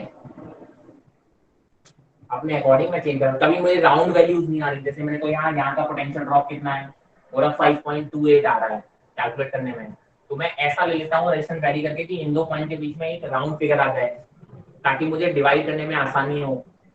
ठीक है, तो इसलिए यहाँ पे एक वेरिएबल रेजिस्टेंस लगाया जाता है कि आप सर्किट में रेजिस्टेंस अपने हिसाब से डिसाइड कर लो कितना रखोगे, तो अपनी कंफर्टेबल वैल्यूज आपको यहाँ मिल जाएगी। ये प्रैक्टिकल अप्रोच की बात होती है। क्लियर है गोविंद? Yes sir. ठीक है, तो बस अपनी वैल्यू अपने हिसाब से एडजस्ट करने के लिए होता है प्रैक्टिकल जब आप करते हो, इसलिए मैं वेरिएबल रेजिस्टेंस रख देता हूँ वहाँ पे। ये साइन वेरिएबल रेजिस्टेंस का होता है। वेरी गुड, आपने पूछ लिया, शायद मैंने ये बताया नहीं था। ऐसा एरो लगा, इसका मतलब ये रियोस्टेट है, मतलब मैं रेजिस्टेंस को वेरी कर सकता हूँ अपने हिसाब से। एक डिवाइस होता है, आप ऐसे बटन घुमाते जाओगे, अगर आपने प्रैक्टिकल किया होगा तो वो रेजिस्टेंस वेरी कर सकते हो। मैं फिर से वही बात हो गया, ये 2 पॉइंट है ए और बी, ये वायर है। अब यहाँ पे देखो एक ईएमएफ, ये हो गया E1 और ये हो गया R2। दूसरी बैटरी लगा दी, दूसरी सेल लगा दी, जिसमें आपको दोनों के कंपेयर करना। ये पॉइंट हो गया 1, ये हो गया 2 और यहाँ पे तीसरा, और जिसके बीच में गैल्वेनोमीटर लगा होगा और ये जॉकी है यहाँ पे कनेक्ट होगा। क्लियर है? मुझे इन दोनों के ईएमएफ कंपेयर करना है, तो ये तो बहुत इजी है। आपके तो ईएमएफ कंपेयर करना है सर, बहुत बढ़िया। पहला केस 1 and 3 को कनेक्ट कर दो, 1 and 3 आर कनेक्टेड। और मान लो सर वो L1 लेंथ पे क्या मिल गया, नल पॉइंटर मिल गया, तो आपको पता है sir E1 is proportional to L1 equation होगा। वही काम है ना जो हमने पहले किया था। 1 और 3 को कनेक्ट करोगे तो क्या मिलेगा सर, करंट नल पॉइंटर के केस में आप बोल दो L1 लेंथ पे ये नल पॉइंटर मिल गया, तो आपको पता है सर ईएमएफ की वैल्यू L1 के प्रोपोर्शनल होगी। दूसरे केस में आप 2 एंड 3 को कनेक्ट कर दो,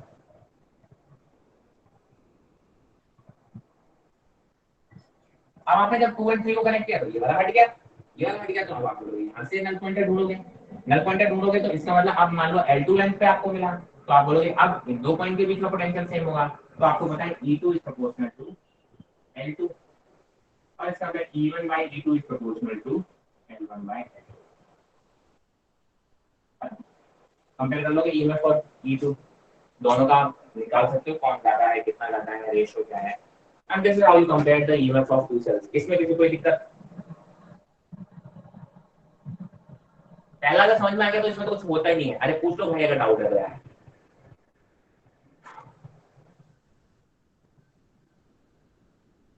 गाइस क्लियर है? Yes sir. Yes question sir. Screenshot ले, क्वेश्चन देता हूं।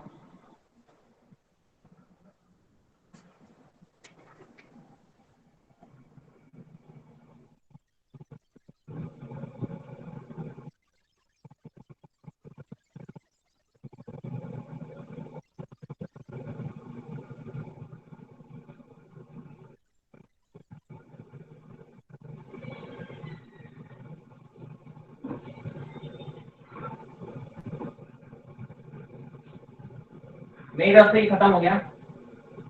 अब आपके क्वेश्चन जब करोगे तो थोड़ी छोटी मोटी चीजें क्वेश्चन से सीखते हो, तो जब आप प्रैक्टिस करोगे ना क्वेश्चन की, फिर आपको डीबीपी नहीं मिल पाएगा। सॉरी, आज मेरी क्लास नहीं थी, वरना आज मैं आराम से आपको डीबीपी दिलवाता, फिर मेरी क्लास होती तो डीबीपी देने का टाइम नहीं मिला। एक क्वेश्चन लिख लो, ये मीटर ब्रिज है, R1 की वैल्यू है 15 ओम और R2 की वैल्यू है 10 ओम, कनेक्टेड है, ये वायर है ए और बी के बीच का, मीटर ब्रिज है ना। आपको यहाँ पे नल पॉइंटर निकालना है।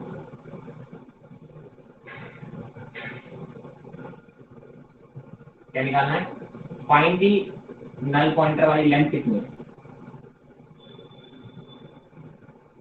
यहाँ पे एल निकाल दो।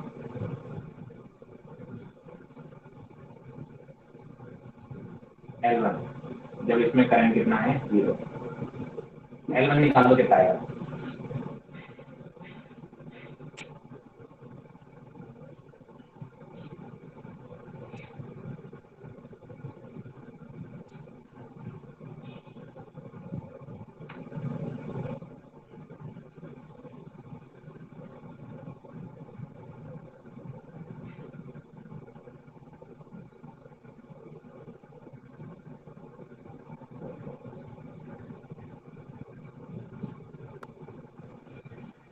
कितना आ रहा है?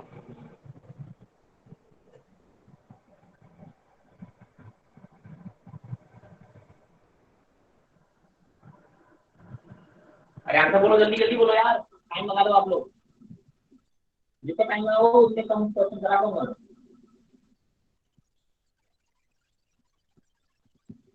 अरे आंसर नहीं है, एक आंसर के अलावा कोई आंसर नहीं आ रहा है। Sir 16 centimetre. कितना? 60 बाकियों के आंसर नहीं आ रहे हैं। आयुषी, गरिमा, आन्या, सैनिका, आप बोलोगे सर मुझे मालूम है sir R1 by R2 is equal to L1 by L 100 minus L, ऐसा लिख लो, L1 लिख लो, ऐसे ही तो होता है। 15 by 10 is equal to L1 upon 100 minus L1। Solve कर लो, L1 की वैल्यू आनी होगी 60 सेंटीमीटर, खत्म।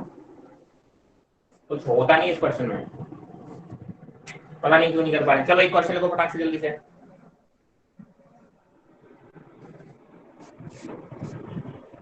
In the shown figure, देखो, in the shown figure, internal resistance R आपको फाइंड आउट करना है।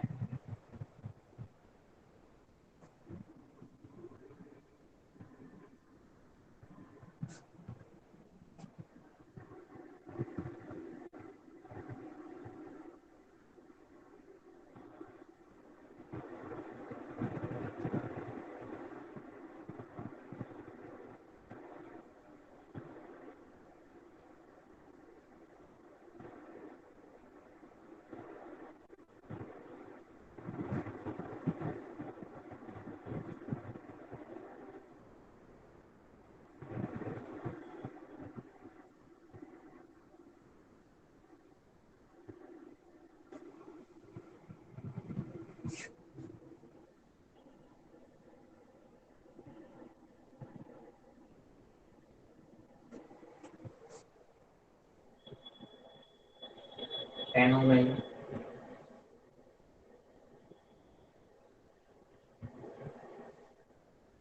ठीक है, इंटरनल रेजिस्टेंस आपको फाइंड आउट करना है। इसमें लिख लो, ये जो की है इसको की बोलते हैं, राइट? ये स्विच है दोनों सर्किट। व्हेन के इज ओपन, व्हेन के is open,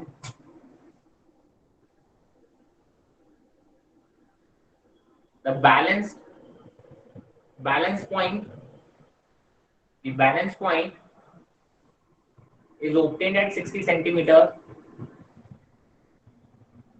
is obtained at 60 centimeter from A, is obtained at 60 centimeter from A.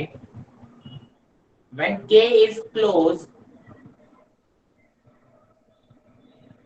when K is closed, the balance point is obtained at 50 centimeter from A. Find the internal resistance of the battery. Sir obtained at के बाद क्या बोला बेटा? obtained at 50 centimetre, 50 centimetre. पहले case में 60 centimetre पे obtained हुआ है और दूसरे केस में 50 सेंटीमीटर पे obtained हुआ है। आपको इंटरनल रेजिस्टेंस की वैल्यू बतानी है।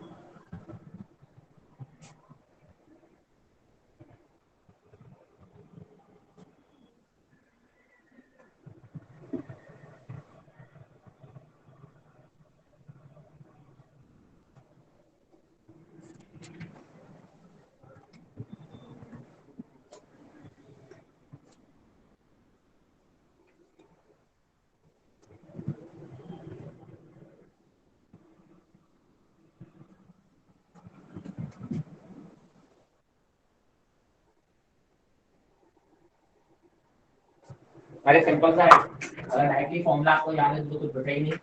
आपको पता है इंटरनल रेजिस्टेंस कितना आ जाएगा, L1 by L2 minus 1 into R। और L1 कितना दे रखा है 60, ये दे रखा है 50 minus 1 into R की वैल्यू दे रखी है 10 ओम। सॉल्व करोगे तो कितना है, R is equal to 10 into 10 by 50, that is equal to 2 ओम। कोई दिक्कत? ताज़ा ताज़ा पड़ा अभी तो दिक्कत आनी नहीं चाहिए।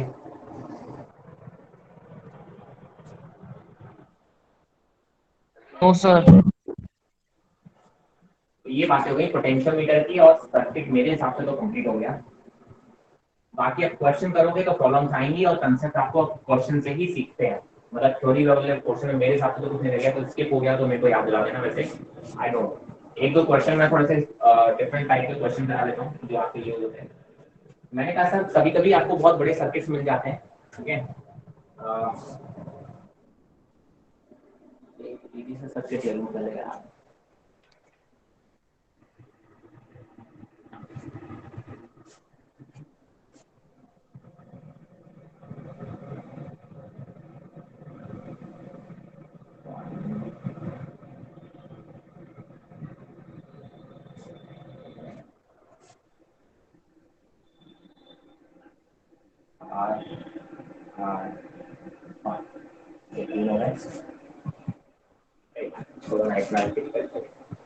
मेरे दिमाग में जो बना उसको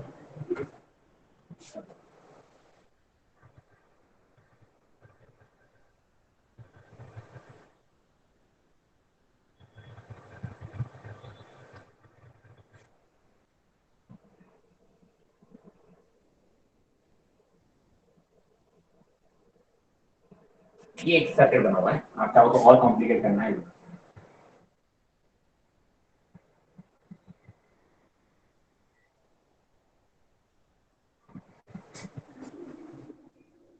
R, R, 2R, 2R, R, R, 2R, 2R, 2R। मुझे A और B के बीच में रेजिस्टेंस चाहिए। ये पॉइंट A है। जब भी आपको A और B कोई भी दो पॉइंट के बीच में रेजिस्टेंस चाहिए होता है तो आप क्या करोगे, उन दो पॉइंट के बीच में बैटरी एज्यूम कर लेते हो। ठीक है, इस टाइप के सर्किट आपको क्या है, अगर आपको सिमेट्री मिल रही है, देखो कैसे क्वेश्चन सॉल्व कर सकते हैं। मैंने कहा इसको हम इस टाइप के क्वेश्चन सॉल्व कर सकते हैं।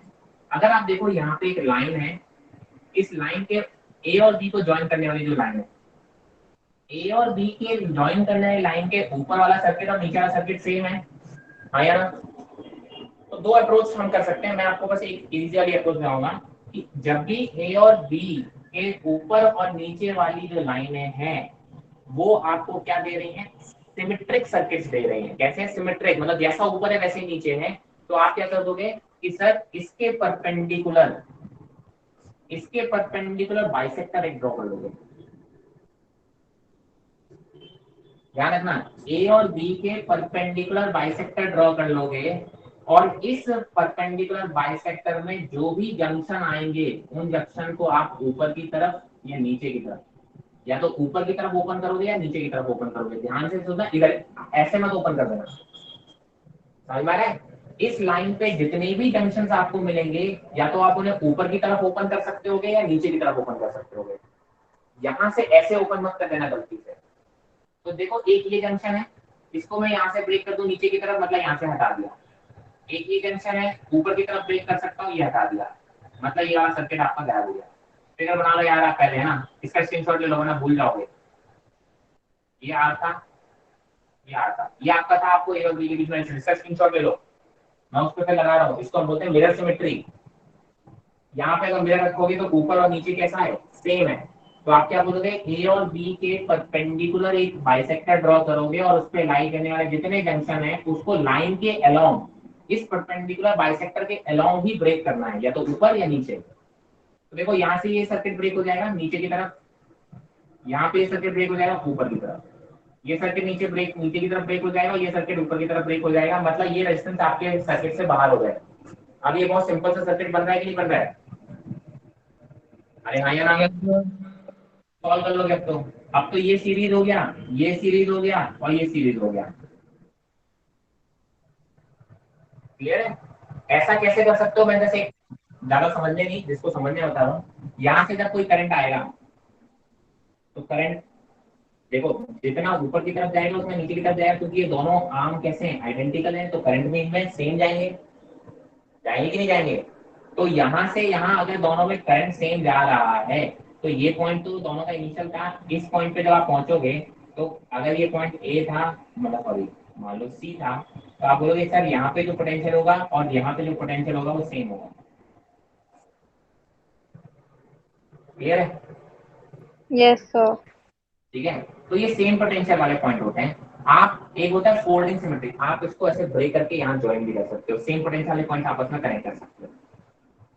ठीक है, अब आपको पता है कि सर तीसरा करंट इसमें जा रहा होगा जो कि डिफरेंट हो सकता है, नो डाउट, बट आप बोलोगे जितना करंट यहाँ से जा रहा है, ये करंट यहाँ से आएगा, यहाँ से आएगा, सर जितना करंट यहाँ से गया उतना ही करंट आप यहाँ ले सकते हो। बिकॉज देखो मैंने कहा मान लो यहाँ 1 एम्पियर गया, यहाँ 1 एम्पियर गया और इसमें चला गया 2 एम्पियर।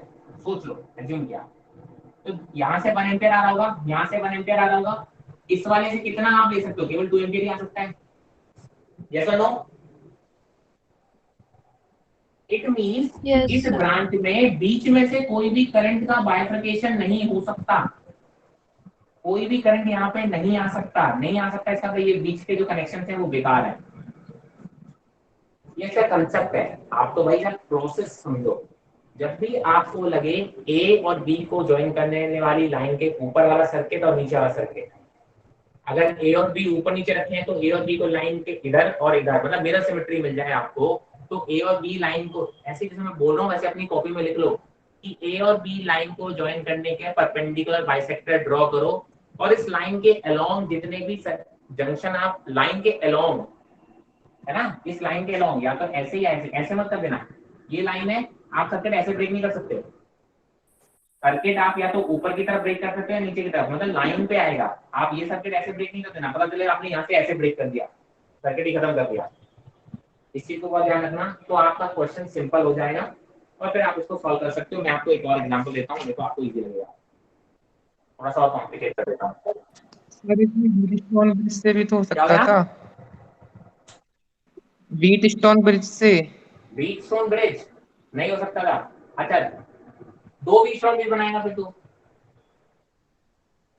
ऊपर एक अलग व्हीटस्टोन ब्रिज सर इसमें हाँ हो सकता था। यहाँ पे व्हीटस्टोन ब्रिज तेरे को दिख रहा है क्योंकि मैंने यहाँ पे गलती से 4 ले लिए, ठीक है, और कॉम्प्लिकेट हो सकता था। अगर ये ऐसे और कनेक्ट हो जाता तो क्या करता भाई, ये ऐसे और कनेक्ट हो जाता। अब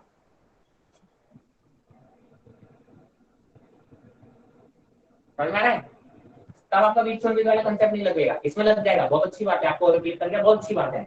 लेकिन और कॉम्प्लिकेट कर दोगे तो फिर बीच साइड नहीं लगेगी, है ना। तो सिमेट्री लेकिन तब भी लग जाएगी, अगर सिमेट्री दोनों तरफ मिल जाएगी तो आपकी तब भी लग जाएगी। तो एक ही प्रॉब्लम को मैं कहता हूँ अभी इसमें फोल्डिंग सिमेट्री लग जाती है, कुछ लोग इसको फोल्ड करके सॉल्व कर सकते हैं, वो एक अलग मेथड है। तो एक ही प्रोसेस को आप 10 तरीके से सॉल्व कर सकते हो यार। मैं तो एक बताता हूँ जो मुझे सबसे इजी लगता है, तो मैं उसी को सबको फॉलो कराता हूँ। फोल्डिंग वाला सिमेट्री यूज करते हैं, मैं इन दोनों पॉइंट पर फोल्ड कर देता हूँ, यहाँ से घड़ी करके ऐसे ज्वाइन कर दूंगा, क्योंकि ये सेम पोटेंशियल वाले पॉइंट है। बी को डी से कनेक्ट कर सकता हूँ, ये वाले पोटेंशियल, ये वाला पोटेंशियल इसको इससे कनेक्ट कर सकता हूँ, इसको इससे कनेक्ट कर सकता हूँ, ऐसे फोल्ड कर दूंगा तो भी सॉल्व हो जाएगा क्वेश्चन बहुत इजी, राइट। तो एक ही मेथड को कई सारे मेथड होते हैं, तो आप परेशान नहीं हो, जो आपको सबसे पहले क्लिक कर जाए सही मेथड उससे सॉल्व कर लो। ये मत सोचो कि सर ने ये बताया था, सर तो आपको एक ऐसा मेथड बता देते हैं जो जनरली ज्यादातर में लगता है, और आपको अगर कोई दूसरा क्लिक कर दिया है और आता है तो फिर उससे सॉल्व कर लो, कोई दिक्कत नहीं। मैंने कहा तीन तीन लगा लेते लो, 1 2 1 2 1 2 1 2 1 2 1।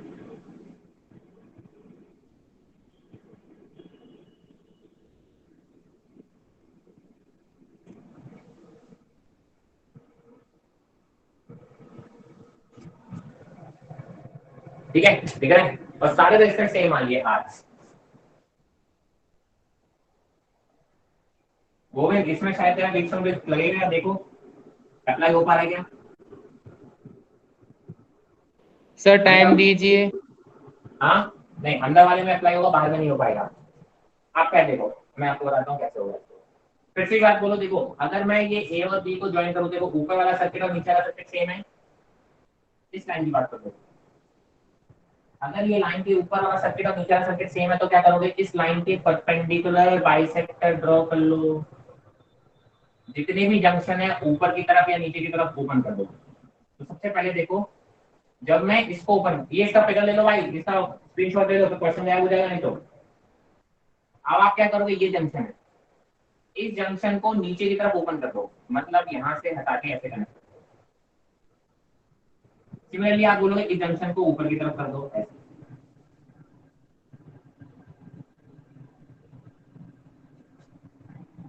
प्लस आप इस जंक्शन को भी हटा सकते हो, क्योंकि ये भी तो इसी लाइन पे लाइन कर रहा है, तो आप इसको ऐसे ब्रेक कर सकते हो। मैंने कहा अगर नहीं भी ब्रेक करोगे तो देखो बीच से वैसे ब्रेक हो जाएगा। आपने अगर इसको नहीं भी हटाया होगा तो ये बीच में भी बनता है, और आप बोलते ये दोनों पॉइंट भी सेम पोटेंशियल पे आ रहे तो ये वैसे अच्छा था। तो देखो ये वाला रेजिस्टेंस तो जाएगा। अभी क्वेश्चन बहुत सिंपल बन गया।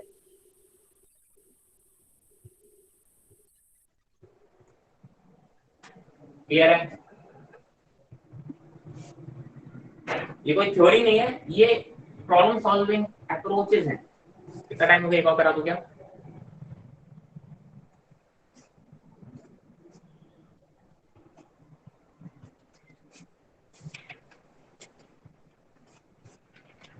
मैं चाहता था एक क्वेश्चन और अगर मुझे मिल जाए तो मुझे मैं कराता। हाँ ठीक है, बहुत सर इंपॉर्टेंट। हाँ जी बेटा। सर उसमें एनसीईआरटी में एक क्वेश्चन दिया है एग्जाम्पल में व्हीटस्टोन ब्रिज में। सर उसमें बीच वाली आप जैसे R5 था उसमें करंट बताना था सर, बहुत लेंदी मेथड होता है, इसे छोड़ दें या आप कोई ट्रिक बता मेरे को दोगे क्वेश्चन इसकी। भेजो तभी तो बताऊं, मुझे क्या मालूम किस क्वेश्चन की बात करो, कितना बड़ा क्वेश्चन है, मुझे क्वेश्चन बताना, भेज देना, मैं देख के बता दूंगा। ठीक है, सर मैं व्हाट्सअप कर दूंगा आपको। हाँ मैं भी तो वही बोल रहा हूँ, मैंने तो बोला कि मुझे क्वेश्चन भेज देना, मैं आपको रिप्लाई कर दूंगा।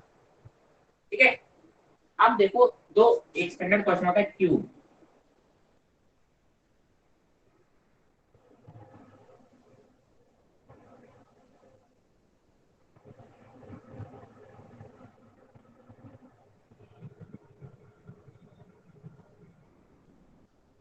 ए B C D E H D. ये चारों वायर्स है ना, यहाँ पे देखो सब में रेजिस्टेंस लगे हैं, इक्वल रेजिस्टेंस इक्वल होंगे। अब वो कितने हो सकते हैं उसका मतलब मुझे मालूम नहीं, मैंने तो सबको आर मान लिया।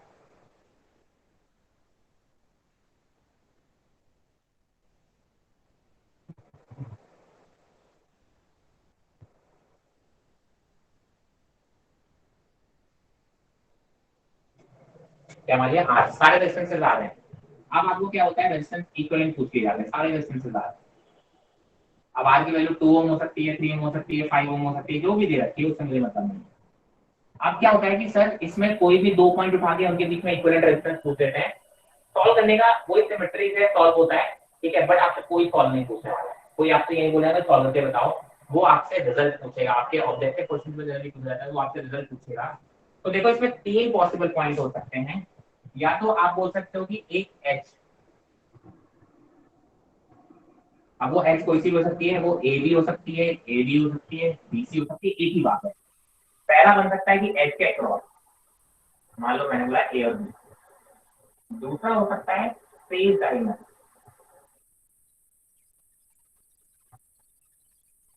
फेज डायगोनल मतलब हो गया ये फेज है ना, ये फेज है, इस फेज का डायगोनल मतलब मान लो ए और ई की बात कर रहे हैं, जिसकी बात कर रहे हैं मान लो ए और ई की बात कर रहे हैं। और तीसरा होता है बॉडी डायगोनल,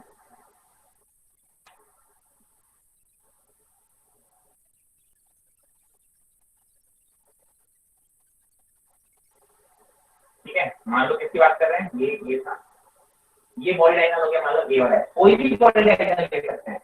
तो इन 3 पॉइंट्स के बीच में आप क्या पूछा जाता है, ए और एच। आपसे क्या पूछा जाता है, आर इक्विवेलेंट पूछा जाता है कि सर इनके बीच का आप क्या बता दो, आर इक्विवेलेंट बता दो, ठीक है। कोई दिक्कत? आप देखो मैं कैसे याद रखता हूँ। मैंने कहा सर एज सबसे क्लोजेस्ट पॉइंट होंगे, एज फिर थोड़ा फेज डायगोनल थोड़ा बड़ा होगा और बॉडी डायगोनल सबसे बड़ा होगा। तो मैं इस सीक्वेंस में याद रखूंगा हमेशा।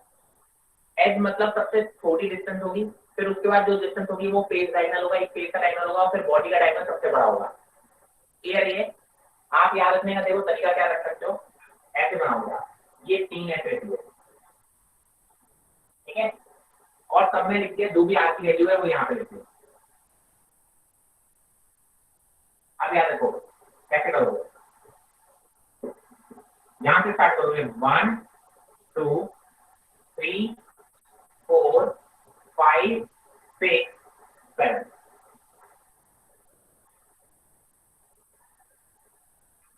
देख लो, समझ लो अच्छे से।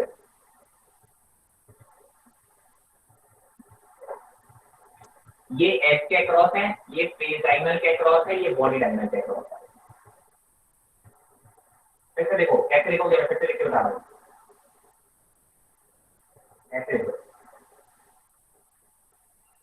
यहां से स्टार्ट करोगे एच के नीचे से 1 2 साथ में आएंगे, 3 4 5 6 7। तो कोई मुझसे पूछे एच डायगोनल के क्रॉस कितना आएगा, तो आप बोलोगे sir that is equal to 7/12 R की जो भी वैल्यू आप रख देना। बॉडी डायगोनल के क्रॉस कितना आएगा, आप बोलोगे कितना आएगा, ये 3/4 आर। और बॉडी डायगोनल के क्रॉस कितना आएगा, बोलोगे 5/6।